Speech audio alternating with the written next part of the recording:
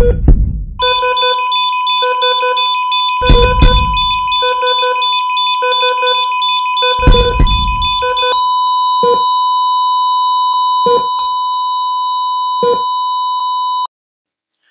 good people, today we have ASUS. Let's plug it in and see how it behaves. So plug it in. My power supply is clicking. That means we have a short, all right? That's a very early detection. You can hear the click. That's a very early detection, so definitely does not power on and it does not take any current. That is if we do deliver 19V. Okay, we'll have to open it quite fast just to check what the problem is. Issues like these, we could be expecting the first MOSFET shorted, we could be expecting the second MOSFET shorted, or a short on the main power rail. Okay, very fast. I'll have to forward this section. All right, so the board is finally out, and we'll have to shift to a microscope. Let me just remove it out completely so that we remain with the board only. Okay, the board is out. Pretty nice motherboard, very small. Boards like these ones are very complex sometimes to work on because everything is integrated. Memory, RAM is integrated on the board. All right, very fast we'll have to shift to our scope, and we'll go directly onto the first MOSFET to check whether the first MOSFET is shorted. So let me just bring in my multimeter. Just a minute. All right, there we have it. That's open. So the first MOSFET is good. The second MOSFET is also good. I mean, nothing is shorted. That is working well. Let's go back. First MOSFET is actually good. So let's check the main rail. Oof, we have a short, 0.2 ohms. We have a short on the main rail, 0.2 ohms. Yeah, that's a very hard short. Okay, we'll go straight to the thermal camera. We'll do an injection on the first, on the current sense resistor, just to check what is getting warm. And let me just prepare my cable.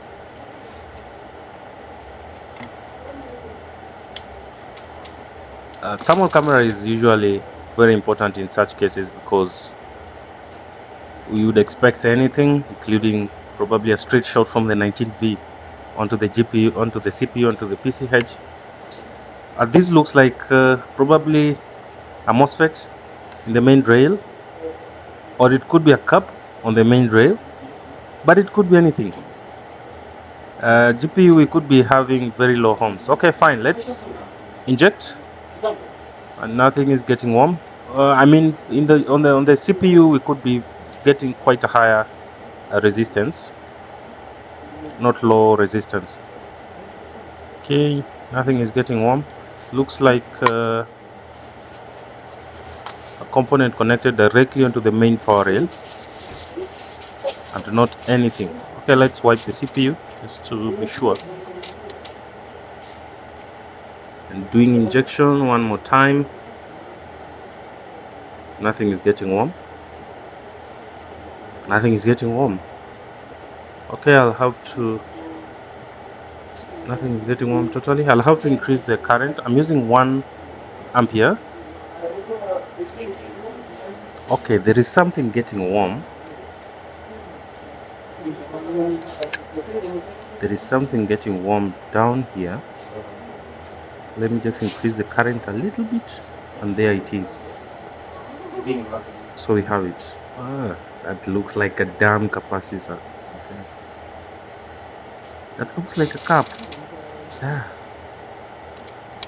Let's shift back to the scope. We have to just confirm using our scope. And there we have it. Oh my goodness. Yeah, those two caps, one of them is gone. But anyway, we'll have to remove them all. That one, of course all of them are connected on the main rail, so the whole main rail is down. This cap looks like it's cracked,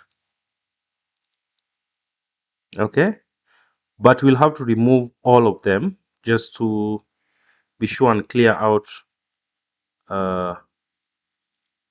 every other thing that could be bringing the main power rail down. Okay, let's try remove it out. We'll have to add in more flux and some solder. I think I'm looking for my solder wire. Bad workman quarrels with these tools, so I'm looking for my solder wire left, right, and center. Okay, fine. Let's add some flux just to make some corrosions on the.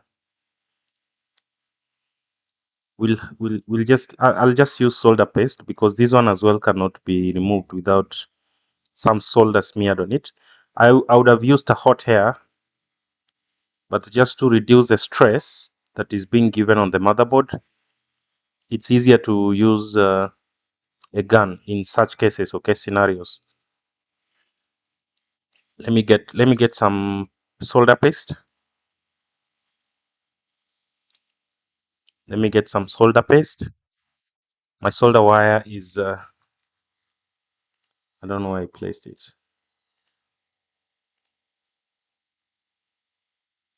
Okay.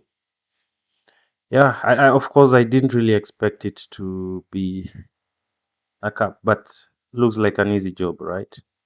Just to clear out the cap. My solder paste got mixed up with some flux, but it's okay. All right, that's now easier, a little bit easier to remove them. Now have to melt it down, very easier like that, and it just melts down. And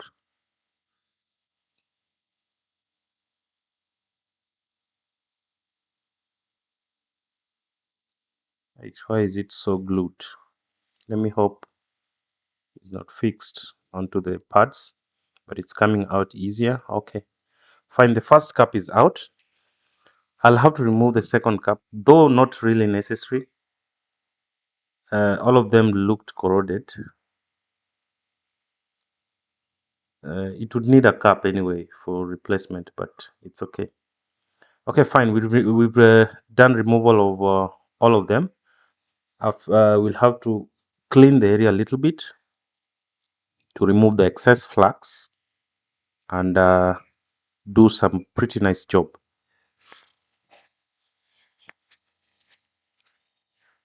I think the area is a little bit clean.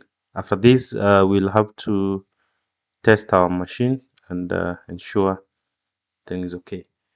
I also lost my brush. I don't know why. I don't know where I place my tools sometimes, but it's okay.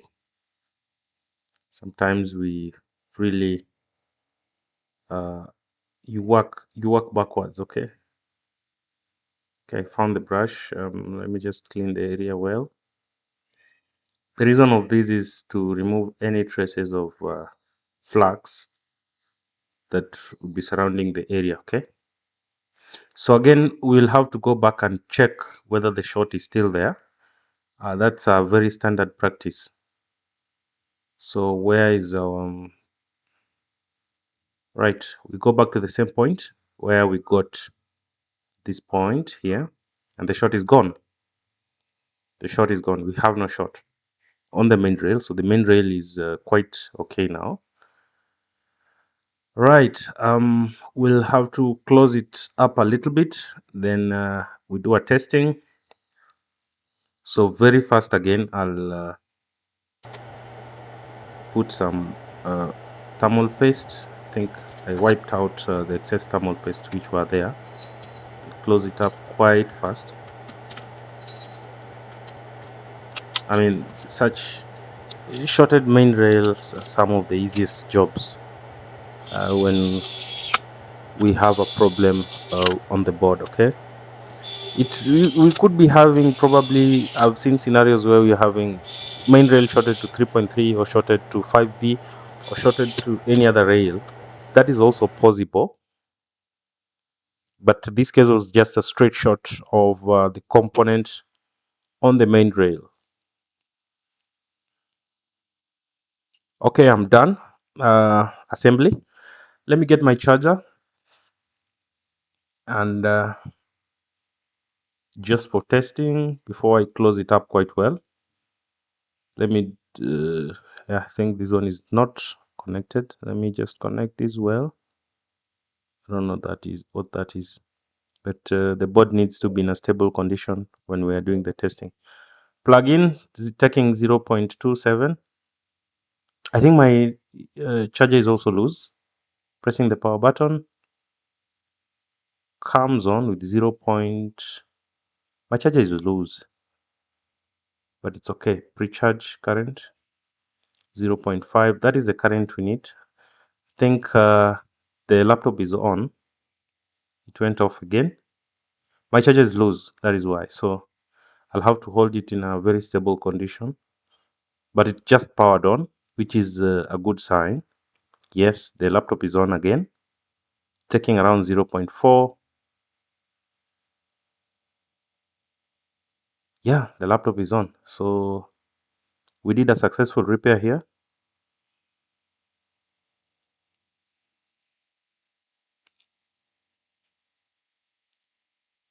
Let me just close it up. I think it has loaded the Windows already. There we have it. So we take back the battery. We'll have to confirm if it is charging or not. Charging current for this, you should be expecting something maybe about 2 amperes, or probably around 1.8, or anything above 1 amp is a nice charging current for this specific one. Anything above 1 amp, because definitely you can see it is taking about 0.5, 0.3, so we should be expecting anything above 1 amp. Okay, plug it in. I've closed up the machine, and we are having my charge is loose, 1.5. So 1.5, the machine is charging well. Okay, yeah, so thank you so much for watching the video, and please just subscribe and like to support me and watch more videos of this kind. Okay, it's on. The machine is on. It's taking 1.5. You can see that 1.5 is a good current, as I said before. Nice charging current. I will have to call the client and tell the client the machine is ready, and we can get some small compensation, monetary compensation for the good work we have done. Okay, yeah, thank you so much for watching, and please let's meet in the next video. Please like, subscribe, and enjoy watching the videos. Thank you.